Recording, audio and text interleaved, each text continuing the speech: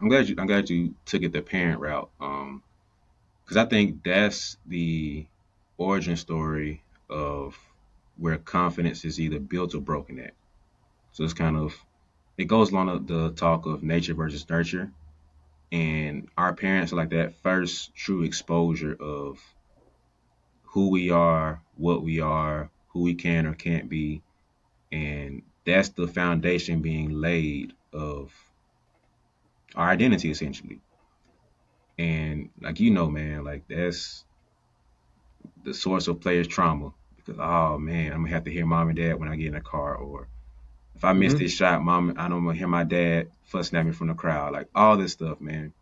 Mm. And matter of fact, I'll just keep it open for you, man. Like, what are your thoughts around confidence, players, and parents? What comes to mind for those three entities?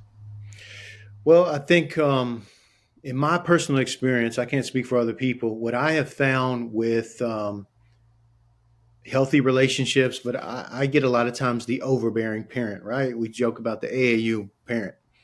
Yeah. And what I've always found is they it always comes from a place of love. I think what I found with some of these intense over the top parents, helicopter parents, or living through their child, is that it actually comes from a good place. It's just expressed in a toxic way. And Mm-hmm. so you don't see what you don't see because you're operating out of trauma. You're operating out of a blind spot. Everybody else in the gym can see it's not healthy what you're doing, but to you, you're putting your baby in the best possible position. And I know what buttons I need to push, right? Mm-hmm. Well, again, this goes back to, is a parent willing to heal and then put their child in a position, because it's such an unfair thing to the child to have to live up to the standard that the parent couldn't live up to, where they are, the child is constantly, when I talk about confidence in a child, I always go back to performance based love with that a parent puts on a kid, or even, youth coaches for that matter. So the thing that we don't heal from is what we pass on. Mm-hmm. The thing that we hate, if we don't heal from it, we become that to our kids. That's why, like, man, that's what my dad used to do, or man, my mom used to do. Like, you do it subconsciously, and you might even hate it because the thing you don't heal from is the thing you pass on. And so, when it comes to confidence in a child, you got to think, when you're dealing with a kid who's forming an identity, your job is to empower the kid, right? So when you're empowering a kid, there has to be some level of ownership that kid has to fail and succeed. It can't be you always nagging them, being over the top of them, pushing them. There has to be some kind of ownership in the kid. And that's why, my number one piece of advice to parents all the time is like, hey, just praise their effort, not their accomplishments. Like, just praise their effort, because every kid wants their parent to applaud them. They want affirmation. So if the affirmation is connected to my effort, well, man, I can control that. I can control how hard I play if I close out, dive on a 50-50 ball, attack the rim, clap for my teammates, sprint the lane, play hard defense, block out. Like, I can control that. I can't control if I had 20 tonight or if I had 7. Mm-hmm. If we win or we lose, to an extent, I don't have control over that, how much playing time. So if it's always attached to success or an accomplishment, now you're dealing with a little perfectionist, right?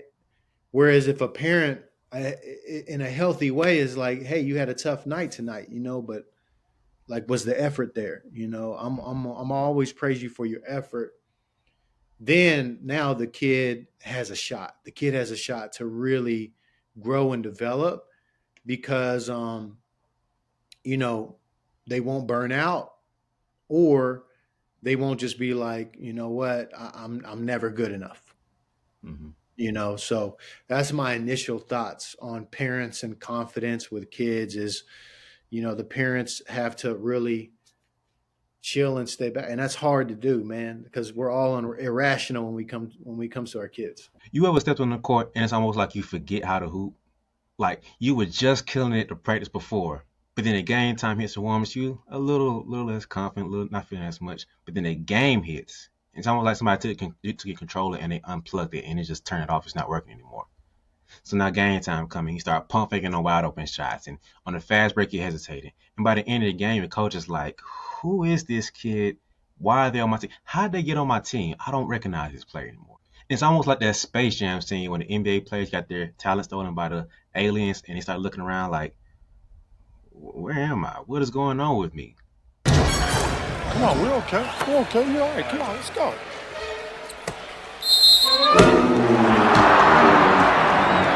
Come on, Patrick, it's showtime.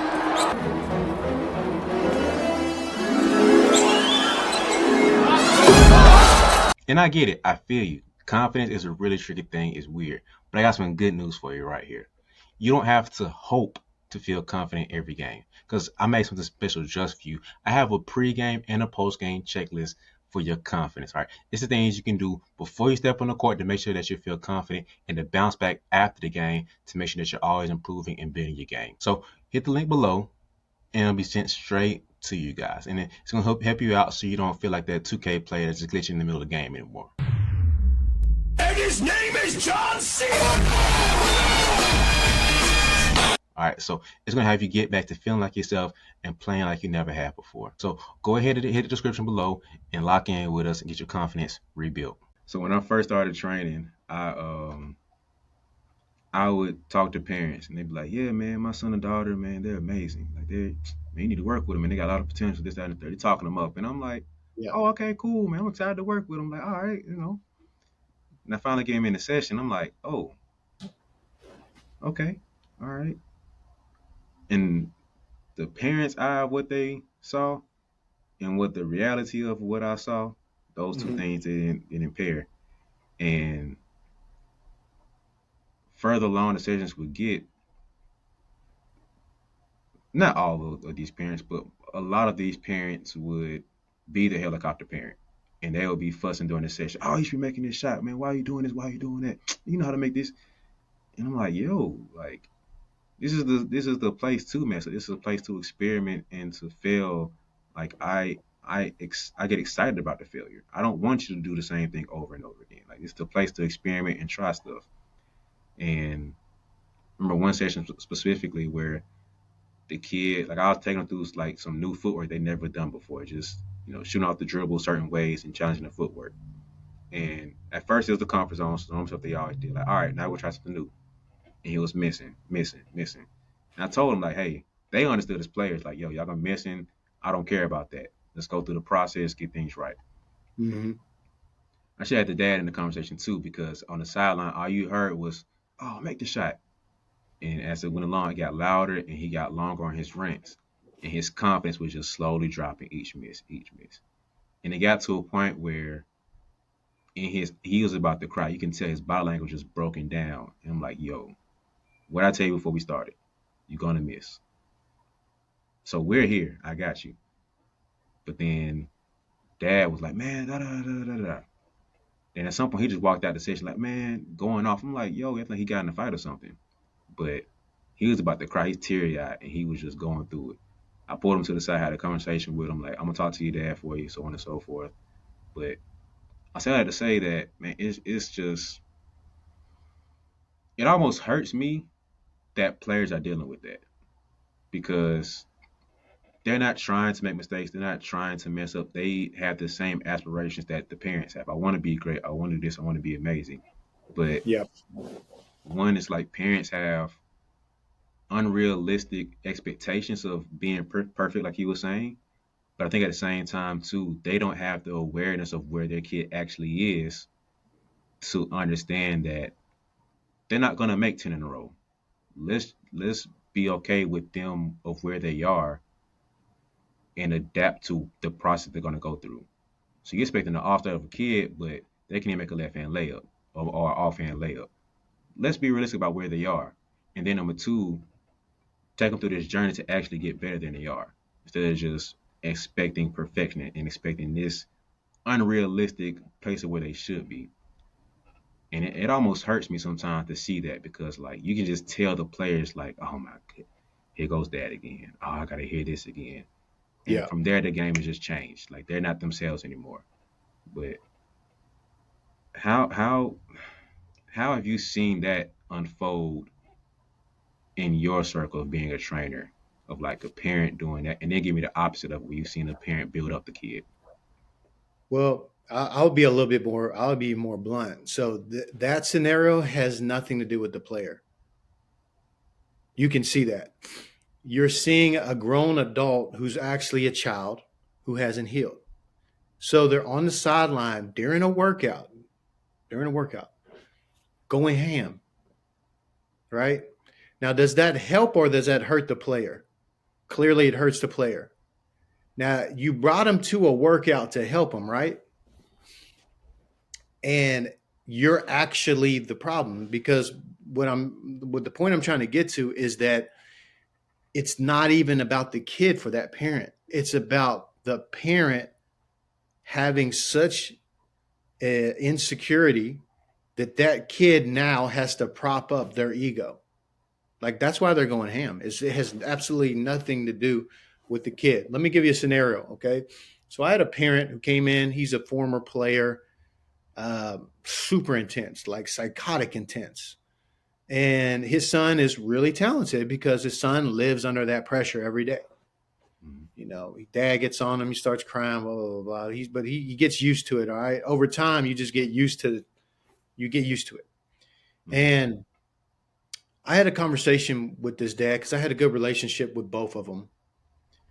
And what I told him was, hey, you're once I had the relationship, I said, you're going to burn this kid out. And the reason why I'm telling you that is not because of the basketball.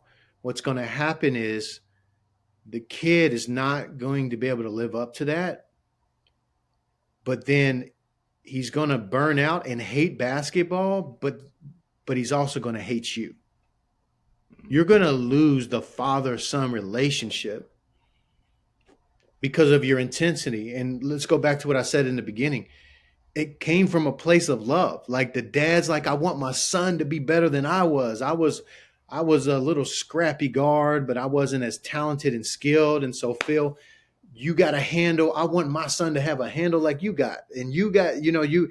So I bring him to you. And I'm like, dude, I hear you, man. And I love you. I love your heart. I love it that you're paying for your kid. You're providing for him. You're taking him to every which trainer. And I get it, dude. But what I'm trying to tell you is he needs you to be a dad. Mm-hmm. You want me to coach or you want to coach? You know what I'm saying? And that's why me personally, I don't really want to, as my kid gets older, I don't want to coach my kid. I want to keep that relationship. And I'll swing that to one of the most powerful conversations I ever had with one of my basketball heroes, Tim Hardaway Sr. Killer crossover, Tim Hardaway. I actually did an event with him, sat in a green room, and I told myself, I said, Phil, don't you say nothing about the killer crossover. Don't you bring up the killer crossover because that was my favorite move. And I'm sitting here with Tim Hardaway, my guy. And, I actually prayed about what should I talk to him about if I get a chance. Well, I got about 20 minutes with him in a green room before he was scheduled to come out and make a speech at this big event, basketball event. And I just asked him about his son. At that time he was playing for the Mavs, Tim Hardaway Jr. And I heard him, I think this was on All the Smoke podcast. He talked about his conflicting relationship with his son growing up because he was so hard on him. Mm-hmm. Like, he's like, man, you soft, you grew up, you got money. I grew up in the south side of Chicago. So Tim would actually fly his son. They would fly to Chicago and he just dropped him off in the hood to play. He's like, you need to toughen up. And he told me privately that, that almost broke his marriage up because he was so hard on his son. Mm. And he realized, you know what, my son is not me. He's a different kid, different personality, different type of player. If you notice, he's a two guard in the NBA. Mm-hmm. And so he said, I backed off and decided I just wanted to be dad. I backed off in high school and he flourished after I did that. He just game took off. And he said, you know, what bugged me was my son didn't even want to watch a basketball game with me no more. He would go into his room, lock the door. He'd never even want to watch basketball because he just got so sick of hearing me. And, you know, that's my advice. That's coming from an NBA All Star who then raised an NBA player, that he had to back off and just be dad and try to nurture that relationship, man. So, One of the things I kind of bounce back and forth on is like pushing your kid, like your kid, like your child, and encourage them to work more and do better with the not forcing them to do anything. In your thoughts and your experience of what you've seen, how do you balance like pushing your kid to have a high level of work ethic and this is what it takes to be great, but at the same time not forcing them to do anything out of like I want you to be a basketball player, so this is what you're gonna do versus this is what it takes to be a great basketball. How do you find that balance between those two in your opinion, like in what you've seen? yeah, I think and I'm a hooper, so I love it. My son is 7 years old and he loves basketball. He'll be in the gym tonight with me 2 hours. He's a little skill guard too, which is, man, what a blessing. But I intentionally, man, I don't train him. I don't instruct him. I don't train him. I got my other guys; they deal with him. I just want to be dad, and what I would always tell parents is allow the kid to figure out what his gifting is. That's really unfair to enforce your passion upon them. You know what I mean? Because if you're going to play anything and be really good at it in sports, like you got to have the total package, man. You got to have the work ethic, the talent. There's just so many giftings that you're going to need to have if you're going to play at a high level. You're going to need all of it. So if the passion isn't there, if that drive and that energy comes from the parent, not the kid, I mean, you've already lost before you started. You can only go so far. And so that's something I always look for is like, does the kid love it, man? Does he love it? Because you work hard at things you love. Mm-hmm. That's why kids stay up all night playing 2K and Fortnite or whatever, and you can't get them to do their math homework, dude. Well, you don't have to tell them to have a work ethic on video games because they love it. It's an outlet. So that's what I'm really looking for at a young age is it a passion for them? Because when I get a kid in the gym, I already know I got to compete with the parent and the iPad. Like that's tough. I got to compete with the video games, and like if I can't get them to fall in love with the game, I've got no shot with them at all. You know what I mean? And so that's where the initial confidence is going to come from is, do you love it? And if you love it, then I know I can get you to at least start working at it, and then we can go from there. Yeah, I think that's the piece that I think kind of trips me up sometimes because I've shied away from thinking about being passionate and loving of things. Like and some of this is always from like a business frame of mind for me too. But like I don't. There's ugly parts of everything. Like you said, the grass isn't always green on the other side.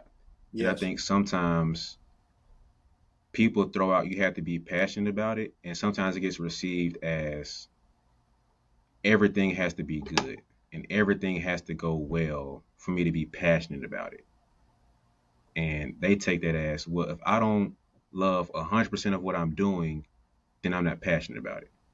But it's like, no, there's going to be ugly parts of everything. And I think that's the Absolutely. message that I would think we have to do a better job of explaining. Like, oh, I'm not passionate about basketball because I don't want to go run after practice, or I don't want to lift weights because I don't want to be sore. Like, no, this is a part of the process too. Like, you can't only love playing basketball. You have to enjoy. We have to even like not enjoy, but just endure the extra conditioning, the extra sessions, the extra weightlifting.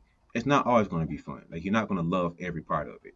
So that's why I personally try to shy away from the passionate talk and just giving a better understanding of like, look, I don't love every part of podcasting, bro. Like, I don't want to sit Yeah. here and edit everything every day. I don't want to do a lot of behind the scenes stuff. I don't love every part of training. Now, the overall aspect, I love all of it. That's why I'm still doing it. That's the Yeah. passion comes in. So I think we can do a better job of like, yo, basketball is fun, right? It's a good sport. You love doing it. But if you want to be really good at it, forget about the passion part of that for this part. Like you're not gonna love conditioning, you're not gonna love the extra parts that go into it. But if you love this part of it enough, you'll put up with the rest of this. Like relationship, man. You love your wife. She's amazing. She's awesome. But this is 10%. I'll say it for you, so you're not gonna get in trouble. But there's this thing that she does that you kind of wish it wouldn't happen as often, and she could turn down on these things and turn up more on these things. But you gotta have the give and the take, the good and the bad.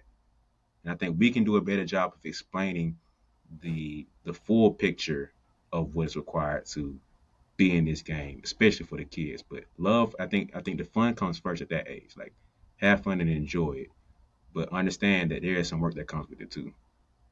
Yeah, absolutely. I mean, it comes to I mean, when I was a kid, I loved basketball, bro. I played it 6, 7, 8 hours a day. Like, Hmm. you have to tell me to do that. I get a kid in the gym that's lazy, don't want, I'm over here babysitting. I know you don't love it. I know you're not passionate about it. Now I get it. I got a lot of these kids in my program, man. They live it and breathe it. They come in with a new Hmm. NBA jersey every day of their favorite player. They watch it. They know the stats. They get in there. Mom has to drag them out of the gym. Drag them out of the gym, right? Give me that kid. That kid, if I tell him this is what it's going to require for you to reach your full potential, right? Here's the plan.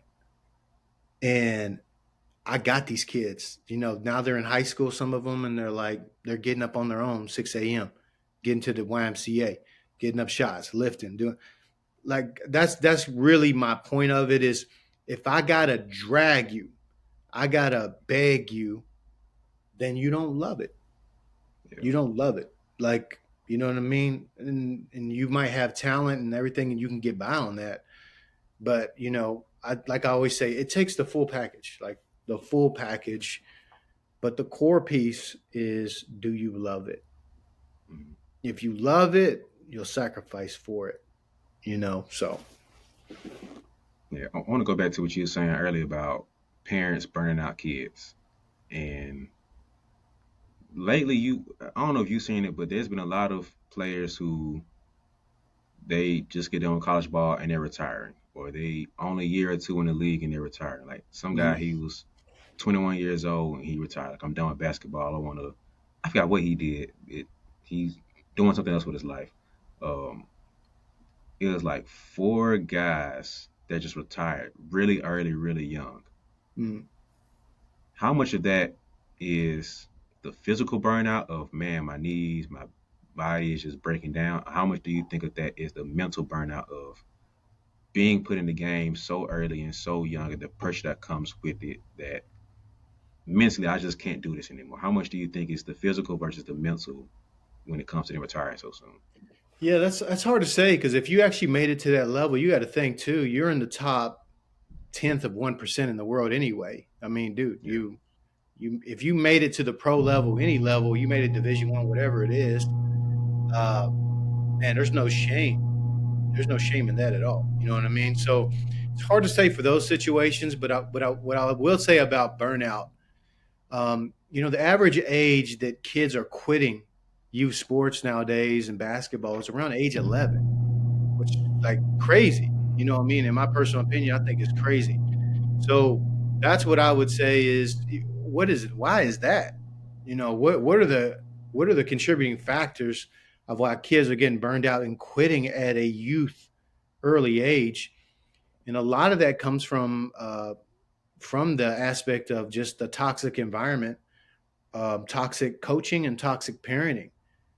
You know what I mean? And just kids not enjoying it anymore. It took all the enjoyment out of it because there's so much identity wrapped up in it that they just don't want any part of it. So, I think that's probably the question to really look at is why is the age of why kids are quitting at such a young age now? You know what I mean? Why is the burnout and the quitting happen so early? And I think that goes back to what we were originally talking about is healthy human beings become healthy parents. Healthy human beings, healed people become impactful coaches. Mhm. And if you don't, then you become you become the coach that has so much power over players and identity and who they are. And if you abuse that power, then the flip side of it is, the great evangelist Billy Graham said a coach can have a bigger impact in 1 year than most people have in a lifetime. Well, I'd say probably the flip side of that is if you get a coach who's not healthy, who's Mm. really abusing that power, abusing these kids, cussing these kids out, and not building a relationship, they can do more damage in 1 year than most people do in a lifetime. Is the flip side of that. Mm.